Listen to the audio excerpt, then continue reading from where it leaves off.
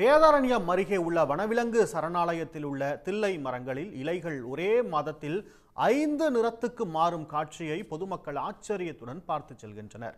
கோடியக்காடு வனவிலங்கு சரணாலயம் 25 சதுர கிலோமீட்டர் பரப்பளவில் அமைந்துள்ளது.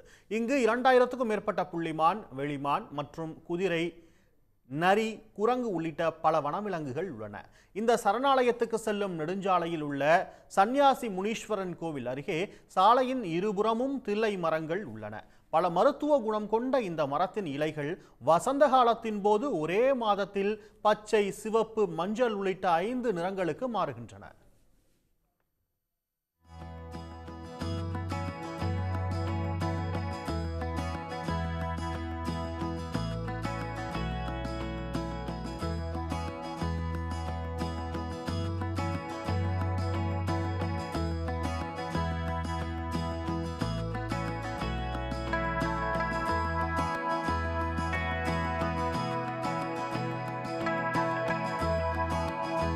தில்லை மரம் என்பது ஒன்று உண்டு.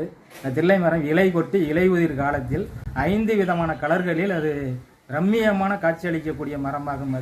அந்த மரம் அரிய பாக்கள் பார்ப்பதற்கு அரிய வகை மரமாக காட்சியளிக்கப்படும். அந்த மரத்தினுடைய கொட்டை பல்வேறு இடங்களில் போய் சேர இடமெல்லாம் மரமாக உற்பத்தி ஆகக்கூடிய தன்மை உள்ளது. இந்த காட்சியை கண்டு சுற்றுலா பயணிகள் வியப்படைந்துள்ளனர். வசந்த காலம் முடிந்ததும் மீண்டும் இந்த இலைகள் பச்சை நிறத்துக்கு மாறிவிடுகின்றன.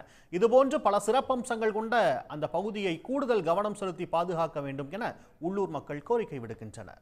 உடனுக்குடன் செய்திகளை தெரிந்து கொள்ள சன் நியூஸ் பெல் ஐகானை கிளிக் பண்ணுங்க.